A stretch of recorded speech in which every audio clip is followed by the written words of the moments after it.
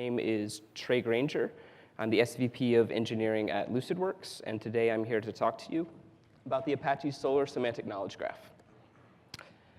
The Semantic Knowledge Graph, for those of you who don't know, which I assume is probably a good chunk of the people in the room, is a compact, auto-generated model for real-time traversal and ranking of any relationship within a domain. That's according to the research paper we published last year. Another way to think of it is as a multi-dimensional term-to-term as opposed to term-to-document search engine.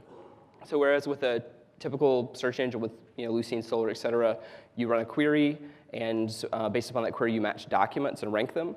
The Semantic Knowledge Graph gives you the ability to issue a query, and instead of returning documents, you return the most related keywords or queries associated with that, and you can actually sort of traverse those relationships through multiple dimensions. It's also a tool which enables knowledge modeling and reasoning, natural language processing, anomaly detection, data cleansing, semantic search, analytics, data classification, root cause analysis, and recommendation systems, among a lot of other potential use cases.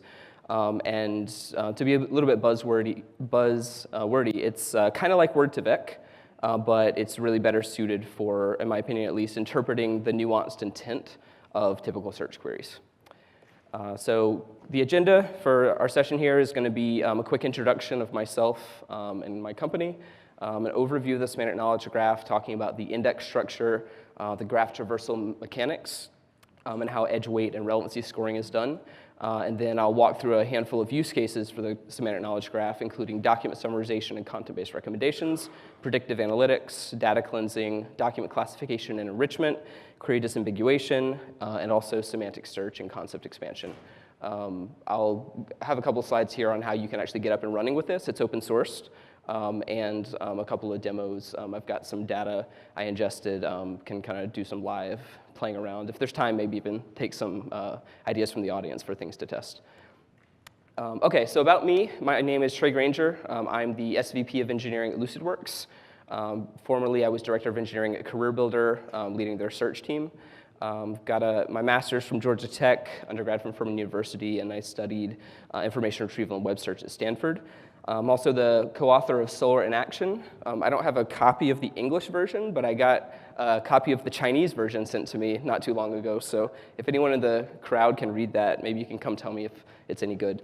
And then I'm also the founder of a gluten-free search engine called Silly Access, and a Lucene Solr contributor. Lucidworks, I assume you guys all know who Lucidworks is now. We're the company putting on this conference. We're based in San Francisco. We've got offices and employees worldwide. Hundreds of customers across the Fortune 1000. We provide commercial support for Solr, and we also have our Fusion platform, which I'll talk about in just a second, which you heard about this morning if you came to the opening to the conference. You heard from Will.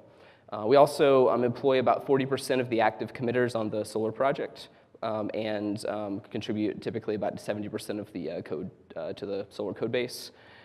And as I mentioned, we have our Lucidworks Fusion product suite, which is our commercial offering, which includes Fusion Server, Fusion AI, and Fusion App Studio. And as you heard this morning from Will, we have our new Fusion Cloud offering that we're launching today.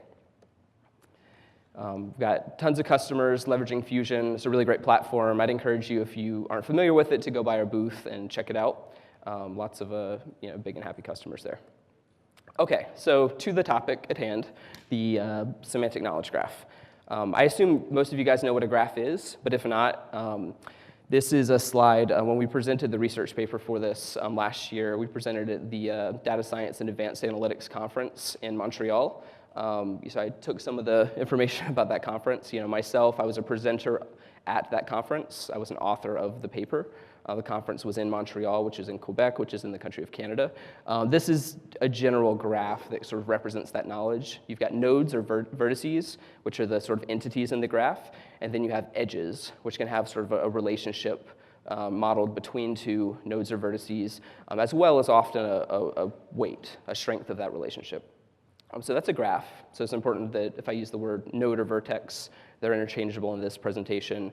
Then an edge is the connection between two nodes. Similarly, I assume most of you guys are familiar with this, but for a very quick overview of the inverted index, when you use Solr, and you index content into it, text content in particular, the data goes into what's known as an inverted index. So whereas you would typically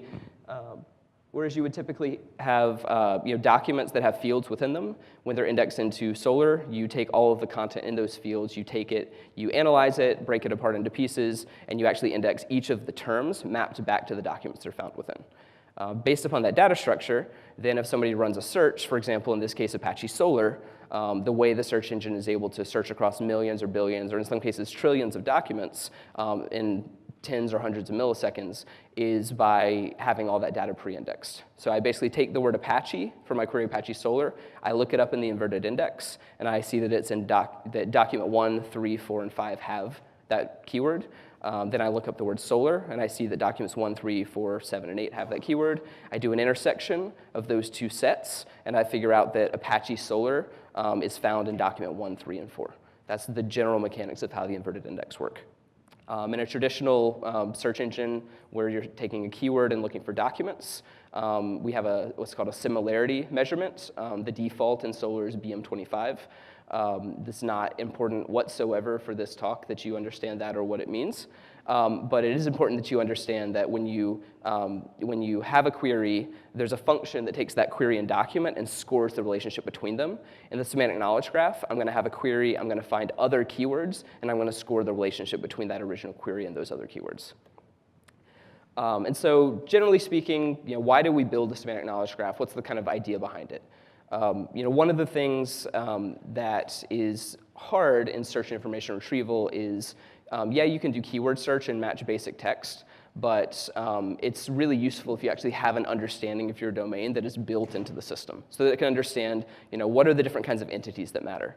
If it's a news website, maybe, people and locations and organizations, those kinds of things really matter, and it's nice to be able to extract those relationships out of your content and be able to understand how they relate to each other. But building a knowledge base like that is very challenging. So a lot of people hire data analysts, and they spend years and years trying to build up these graphs of how things relate to each other. But it's very painstaking, it's hard to keep it up to date, and very expensive to do. And so part of the idea of the semantic knowledge graph is to be somewhat along the lines of what are known as ontology learning systems, which can basically take your content and try to automatically extract relationships out of it.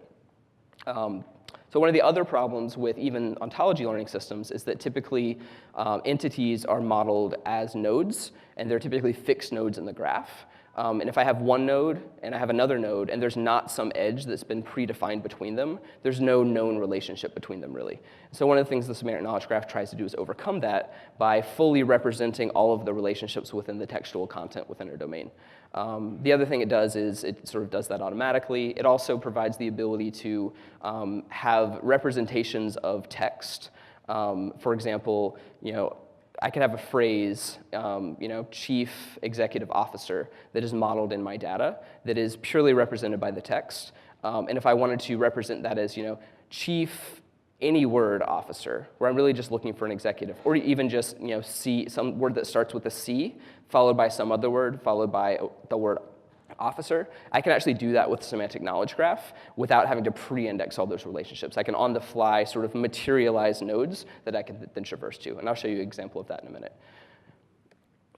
Okay, so back to one of the points I was making a second ago about the actual representation of language in really just the representation of language in textual content overall.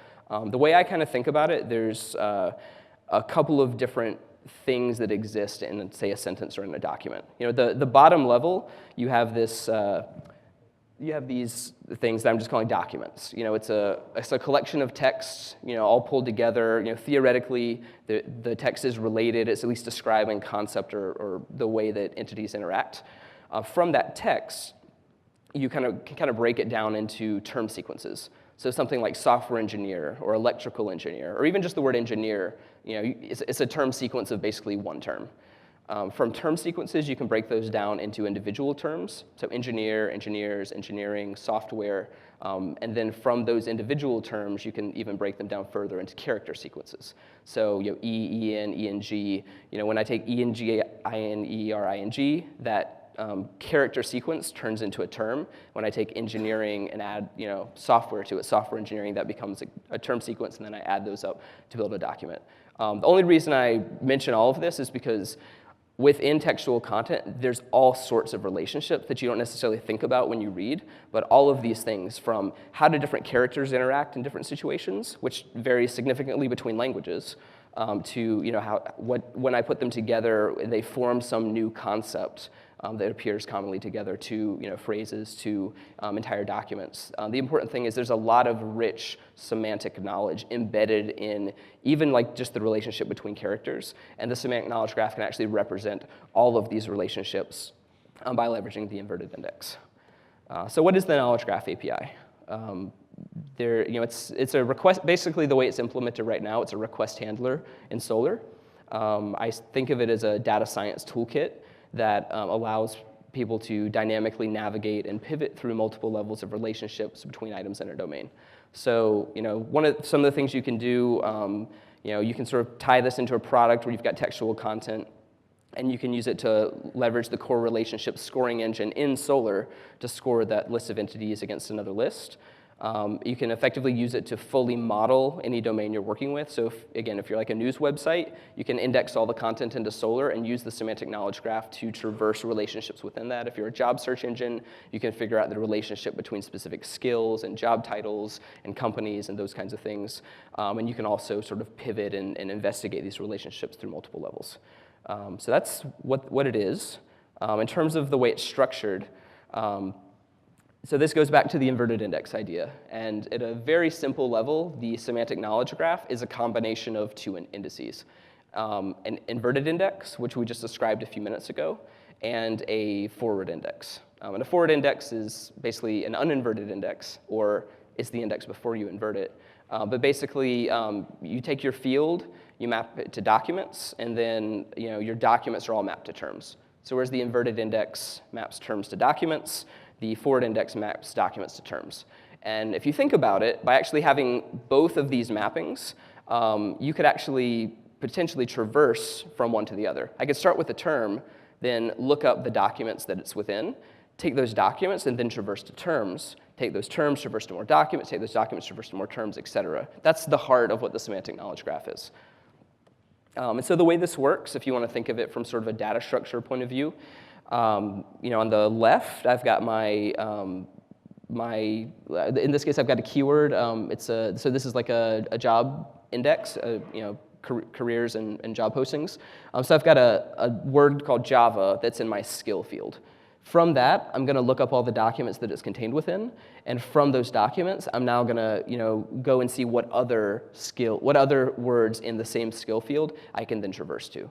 So that's that hop I was just describing. And so from there, I can see that Java is within documents that also contains Hibernate and Scala. I've got oncology in there, but Java and oncology don't actually overlap in any documents in my example, so you wouldn't be able to traverse to it because it's unrelated.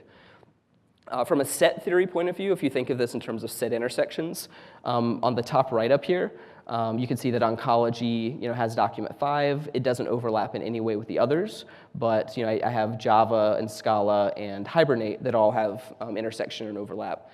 And then from a graph point of view, you've sort of got the bottom left here, where I've got a node called the skill of Java, and then it has a relationship, an edge, to another node, which is the skill of Scala. It also has another edge, which is a has-related skill edge to the skill of Hibernate. Oncology is not connected to that graph, and just for fun, on the left, I can see that the skill of Java has a relationship back to itself of has-related skill, because obviously documents that have the word Java are also going to exist in other documents that have the word Java. It's kind of dumb to say, but you can traverse from a node to another node back to itself is basically what that implies. And then you can do multi-level traversal. So there's no need to stop at one level. If I wanted to start with the skill of Java, and I can traverse like I just did a second ago. I can go from Java to Scala, and then from Scala to data scientist, or to to software engineer, or et cetera. I can basically traverse as many levels deep through these relationships as I want to, and that's sort of at the core of the semantic knowledge graph. And on the bottom right here, I've just got this represented in the graph view. I won't go over that because that's more or less what I was just describing a second ago.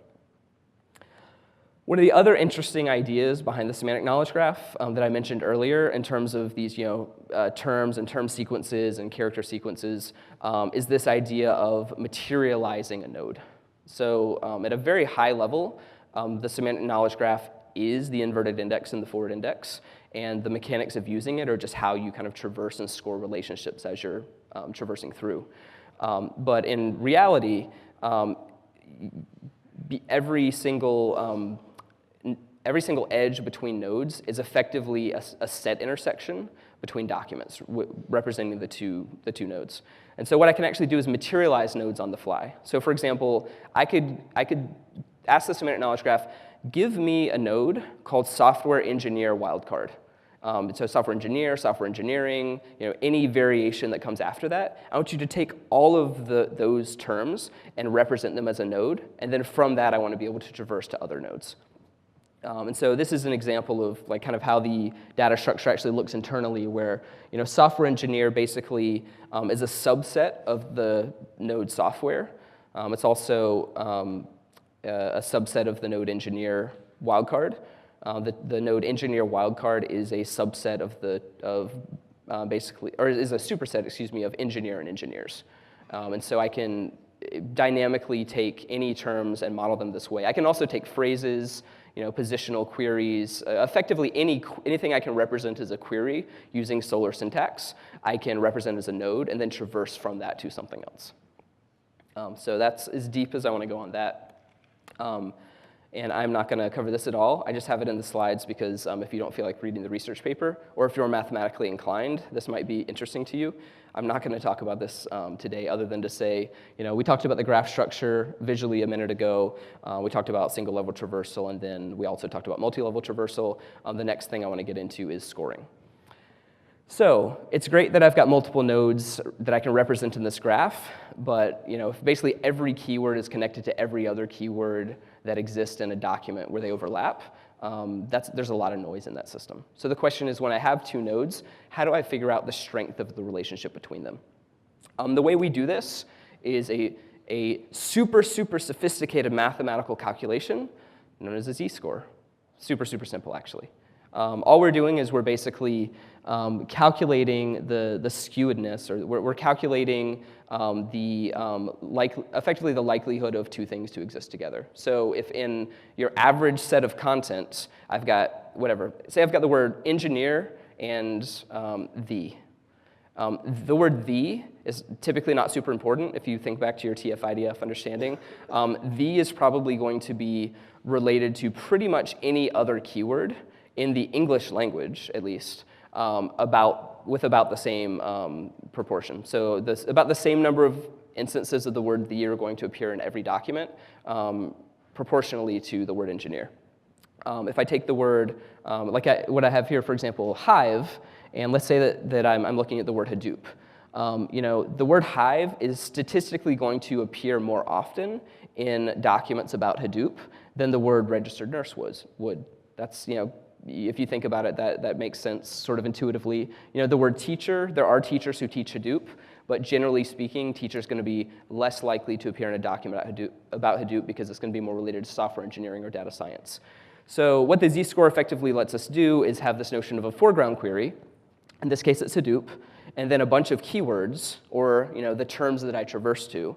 And I can take each of those keywords and relate it back to that original query, such that I can basically score the relationship. So if I take the words registered nurse, teacher, bee, hive, and Java, and I give them to the semantic knowledge graph and say, rank these relative to Hadoop, what I get back is this nice ranking here of, okay, well, relative to Hadoop, the most important and most related terms are hive, with a 0.97% relatedness, then Java, then .NET, then B, then teacher, then registered nurse. Teacher and registered nurse have a negative correlation, in other words.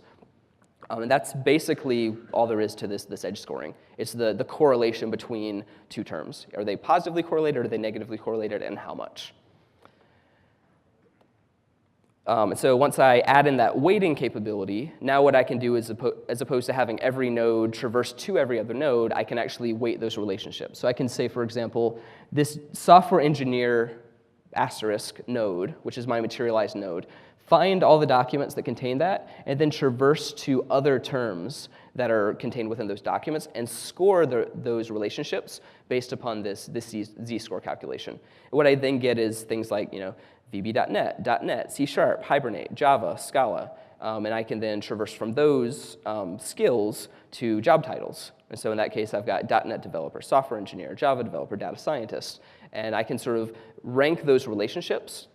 And then what I have returned is this nice graph of not just the original word I started with, but all of the relationships going down ranked based upon how similar they are. So that's the structure of the graph. From there, I'm going to dive into some use cases because this thing is capable of doing a lot. So the first use case I want to talk about is document summarization and content-based recommendations. So in this example, what I'm doing is I'm taking a document, I'm sort of extracting out terms, or I'm just taking all the terms as is. I'm then taking the title of the document and saying, big data engineer is my foreground query. And I've got all of these other words, bachelor's degree in, of, related, computer science. I'm going to pass all of these to the semantic knowledge graph and say, please score all of these terms. And what I get back, which you can see here on the far right, is a nice representation of what the semantic knowledge graph is good at, which is scoring the relationship of terms to other terms. So what I've effectively got here, if I take this big data engineer job, I now have ranked in order of priority the keywords data engineer, Hive, Pig, Hadoop, MapReduce, NoSQL, HBase, et cetera, going all the way down. I think most of you would look at that and say, yeah, that's actually a fairly good sorting order of how well each of these describes this document.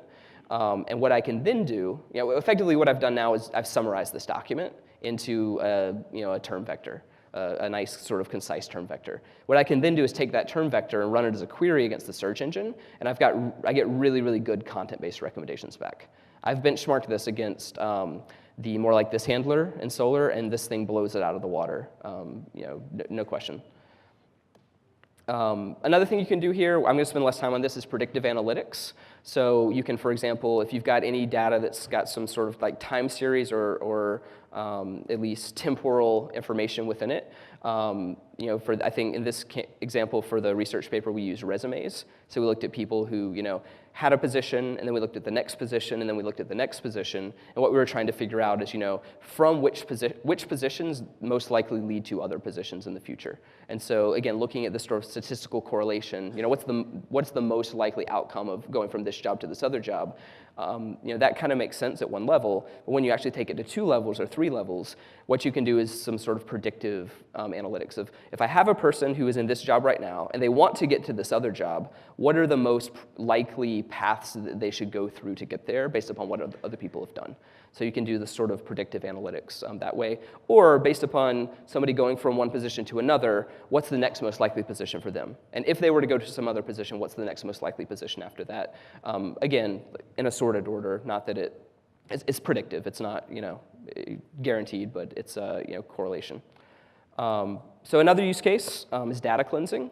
You kind of saw this a little bit with that document representation a few minutes ago, where I basically took a document and I summarized it into a nice, clean list of terms. One of the other things you can do, though, if you think of data science, a good portion of what people spend their time with doing when they're data scientists is actually data cleansing. And so one experiment we ran was basically taking query logs. People search for a term, and then they search for another term. Oftentimes, the second term is related to the first term that they searched for in subsequent queries, but not always. And so if you're trying to sort of build a taxonomy of relationships based upon your query logs, you're going to have some really strong relationships, and you're also going to have some really weak relationships or non-relationships. And so one thing we did is we basically took a list of keyword pairs that was, here's a term and here's another term people searched for. We used the semantic knowledge graph to rank how likely each alternate term is to be related to the former term, and then we basically gave it to a data analyst and said, hey, how did this thing do? And what we found was that the semantic knowledge graph effectively was able to remove 78% of the term pairs that existed, And when the data analysts surveyed them, we found that there was a 95% accuracy at removing noisy pairs. What that means is that out of the 78% it removed, 95% of those should have been removed. They were cleaned up because they were bad pairs, whereas 5% were, should not have been removed, but were. But that's a pretty good ratio there. And so this can be used as a tool if you've got any sort of data analysis you're doing where you're correlating two things. This can be used as a tool where you're trying to score relationships between things. This can be used as a tool to eliminate a lot of the effort necessary in data cleansing. Another good use case is document classification and enrichment. So the example I gave earlier where we took a document and we basically ranked the top keyword phrases that were in that document. If you take that a step further and you say instead of just stopping at those terms, why don't I then traverse to other related things? So I could, for example, summarize all of the terms within a document, and from each of those terms, traverse to job titles and say, well, what are the most likely job titles associated with all of these, or what are the most likely occupations or skills? And you effectively, instead of just looking at what's in the document, you go out one additional level in the traversal to find other things that are highly related to this document, and then you can search for those and use them to better represent the general domain of the document as opposed to the specific terms within it. So this is really useful if documents are missing keywords that should be in there that aren't. You can use this to try to also search for things that would contain those second level relationships. One other use case that's particularly fun is query disambiguation. So if you do any work in terms of trying to model terms and phrases and understand them, you've probably come across situations where you've got a keyword that has multiple meanings. An example here is the word driver. This in the top, this is a list of terms that were also searched for by people that search for the word driver, and you see things like truck driver, Linux, Windows, courier, embedded, CDL, and delivery. If you kind of just look at that for a second, granted the color coding helps you here, you can see that there's actually two different meanings represented by those words. The word driver is actually two words, if you want to think of it that way. It has at least two meanings.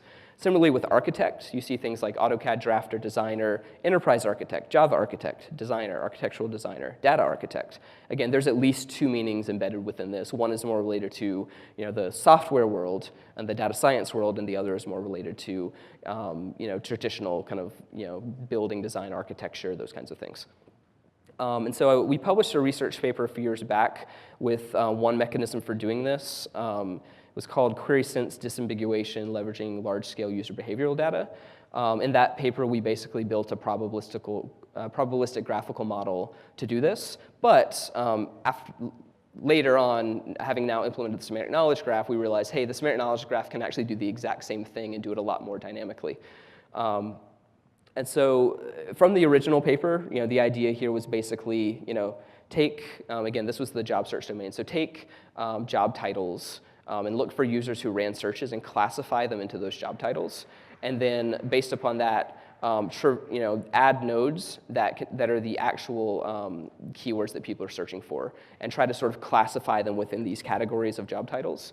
And from there, basically look at the other terms that were also classified with that job title to try to figure out a sort of vector of terms per job title. And so what happens here when you think of something like the driver example, I might have one job title, which is truck driver, and I might have another job title, which is, C++ developer or something. And so when I look at the word driver, it actually has two very different meanings within those two contexts. And so by classifying them under some overarching category, I can look at the term vectors that are generated within each of those categories. And when I compare the vectors across categories, if they're substantially different, I know that I've now separated out two different meanings of that word. So that was the general approach that we took in the original research paper. But with the semantic knowledge graph, you can actually do the same thing. So the idea here would be you basically have some document classification field within your text documents in the engine, and that becomes the first level of your graph traversal within the semantic knowledge graph. And from there, you can then traverse to related terms. In this case, maybe it's skills, or maybe I have a list of terms I'm trying to look at. And what I can do is have a top-level category of the job title, and then the next level category is a bunch of terms related to it, and I can actually generate term vectors based upon these nuanced meanings of words. So it's not like I have a word and I generate one sort of flat vector. What I do instead is I take each job title and generate a unique term vector for the original term for each of those. And what that allows me to do is personalization. So for a for a person searching against the search engine who maybe is a C++ developer, when they search for driver, I actually search for something entirely different in terms of a term vector than for the person who I know is a truck driver. So it allows us to disambiguate and understand multiple meanings of words and phrases. And so this is an example of, after having sort of modeled these categories, actually finding multiple different meanings for different words, and based upon the user who's running the search, being able to use specifically that term vector. So for some users, when they search for architect, I search for things like Java architect, data architect, et cetera, because I know that that's sort of the intent that they're looking for based upon their previous search behavior or something I know about them. And for other people, I'll search for this other vector. And what that allows me to do is fine-tune and hone in on the specific intent and meaning of the user. OK, so that's just, yeah, so for the sake of time, I'll skip over that slide. Another use case is query expansion. So I've kind of alluded to this already. But if someone searches for the word Hadoop, it would be really nice if instead of just searching for that exact text, I could also search for things like Hadoop developer, Hive, HBase, et cetera. So this really gives us the ability to solve the semantic search problem. So I've given this slide in previous years, but basically if someone runs a keyword search for something like machine learning, research and development, Portland, Oregon, software engineer, and Hadoop Java, if I parse that out, just basically using the default parsing within Solr, basically every term gets anded together, with the exception of or, because it doesn't understand that that's supposed to be Oregon. If I have a better semantic parsing with some sort of a taxonomy or capability there, and I can actually parse this into phrases, that's even better. But what the semantic knowledge graph lets us do is this bottom section where when I have the word machine learning, I can actually expand my query out to also search for things like data scientists or data mining or artificial intelligence. So I'm doing a conceptual search as opposed to a pure text search. OK, so that's an overview of what the semantic knowledge graph is. I'm happy to dive into some of the theoretical parts of that with you guys afterwards if anybody's interested. But how could you actually get started with this? So first of all, it's open sourced. I've got a GitHub repo where I'm sort of actively doing development and maintaining now. There's also a Solr Jira for it, so it's not committed to Solr yet, but you can download the patch and apply it and leverage it directly in Solr. But if you want to use it, these slides will be available after the fact. But you can sort of pull, build, and start Solr. Pull the semantic knowledge graph code and build it. You install the plugin. In this case, I'm using Solr Cloud, so I'm using the blob store plugin installation mechanism. But you basically, API request to install the plugin. You create your collection. After you've done that, you basically register that plugin with the collection, your typical plugin installation capabilities here. And then there's a response writer and a request handler that you're going to install. And once you've done that, you're up and running. Index some data. And there's a bunch of different available request parameters you can pass in. Everything from which queries you're going to start with to how you're going to traverse to other nodes, how you want to score things. So I want to score based upon popularity, based upon relatedness. And there's various other sort of esoteric things here, which I won't necessarily go over, but they're reasonably well documented. So that's how you would be up and running. And so here's some examples of how what this thing actually looks like. So this example is from the job search domain.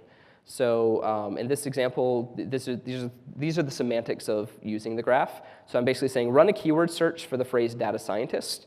I want to then compare that or traverse through the job title and find the top one job title. That's the limit. And from that, I then want to traverse to skills and find the top 5 skills. I want you to automatically discover what the top skills are, but also include the skill of Java in there and rank it against the others. That's basically what this says.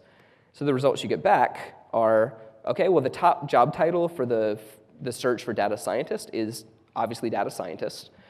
Within data scientist, the top skills are machine learning, predictive modeling, artificial neural networks, Apache Hadoop, and then Java is there because I asked it to also consider Java and rank it relative to the others. And what it's telling me is Java is the least related out of all of the things I found. Another example, So this is, I basically downloaded the sci-fi data set from Stack Exchange, and I wanted to like play around with some relationship stuff here. So I said, all right, I'm going to search for, if you know X-Men. If you don't, I'm sorry, this will be lost on you, but probably a lot of people do.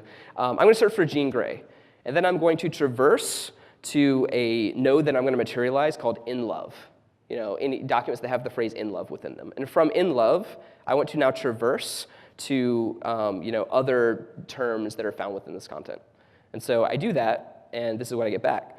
The top things that come back for Jean Grey in love are Jean Grey, Cyclops, Xavier, and Wolverine, which is kind of weird to me. If you know X-Men, like Cyclops and Wolverine, yeah, we know that they're both love interests of Jean Grey, but Xavier, really? And so I had to Google this, and apparently Professor Xavier's a little creepy, and in some of the comic books, this was actually a thing. So in the content from Stack Exchange, people were talking about this. Therefore, I learned something new. So that's the kind of thing you can do with the semantic knowledge graph. Another example, this is building a co-occurrence matrix. So in this case, this is back to the job search domain. I'm saying I want to basically just find the top 10 skills, and then from those, I think it's just like sorting by alphabetical or something. And then from each of those skills, I want to build a co-occurrence matrix and find the top 10 skills for those. And so I get, for my top skill of accounting, my co-occurrence matrix is, accounting is obviously the thing that's going to occur most often with accounting, followed by financial statements, et cetera. And you can basically, hit this thing and build an instant co-occurrence matrix for, any field or a combination of fields within the index if you want to use this for data science. I've had data scientists who, save days of work by just like issuing one query to this thing and just getting what they needed, all ranked by relatedness. Here's another example. I took the Stack Exchange health data set. And I should mention, by the way, every data set I'm showing you in here, all I did is I took like the CSV dump and just indexed it into Solr. I did no data modeling. I didn't like play around with parsing. Like there's no stemming. It's just like pure Solr out of the box. Install this thing, and so you can obviously like manipulate how you index the data to improve here. But so I searched for the word Advil, and I said find me the top 20 other things. And so the things that come back for Advil are Advil, Motrin, Aleve, naproxen. I assume it's related. I actually don't know what that is. Wife's a nurse. She'd probably be mad at me for that. What's that? Generic. Okay, there you go. Ibuprofen. So these are the kinds of things that are just automatically coming back. All I did was just index some data into Solr, and the semantic knowledge graph is teaching me and telling me about the relationships between the things within my textual data. Another example here, this would be the last one, is this document summarization thing I showed you earlier. So what I did here is I took a job posting from, I'll just pull it up. This is like a Lucidworks job posting for a UI developer. There's a lot of text in here, obviously. And what I did is I took that and I passed it to the semantic knowledge graph. See if I can find it. So I passed it to the semantic knowledge graph. I then asked it to, I extracted out the most interesting things. And from that list of keywords, I then passed them to the semantic knowledge graph, and it scored all of the keywords that were in my job posting, such that the top things in there are JavaScript, CSS, AngularJS, Semantic HTML, front-end, et cetera. All things that fairly well describe a UI developer. But it got rid of all the rest of the noise from the document and honed in on the keywords that were actually important. I'll show you one or two more here. And I've got a ton of examples here. I'd be happy to show people afterwards. Well, this one's fun, actually. Search for the word love. And I get things like accordance, admiration, adoration, adore. If I add in a little bit of flavor into that, and now I search for love and hug, that's it. Oh, that's interesting. Thank you. See if we can do this. There we go. All right. Give me 1 second.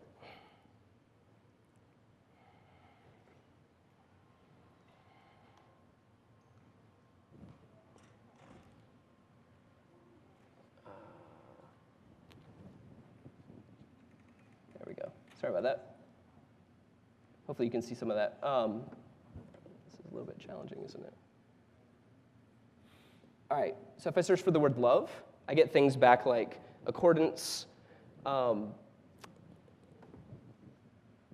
admiration, etc. If I then vary it to search for love and hug, the meaning of the word love changes slightly to include things like caress, cuddle, pet, because those things have to do with love and hug. If I then change it, once again to love and child, I get things like angel, hold on, walk over here. Angel, babe, baby, cherub, darling. So those are some examples of like taking the word love and pairing it with some other words and how the sort of meaning changes. And then one last example here, and then I will let you guys go, get some lunch. So this is back to that sci-fi data set. I'm searching for Jar Jar. If you guys are Star Wars fans, you may not be a fan of Jar Jar Binks, but that's beside the point. I'm looking for Jar Jar, and I'm saying find me other things that are similar and related to Jar Jar. So what I get back is Jar Jar, the word jar, Binks, Gungan, Naboo, Menace, Phantom. You get the idea. I'm sort of relating these things together. I've got another example in here where I basically search for Princess Leia and I search for Princess Leia and birth, and I get things back like Anakin, Obi-Wan Kenobi, who was there. I get Luke, those kind of things back. So it gives you just a general idea of how this can sort of like learn and understand relationships between entities and things within your domain. And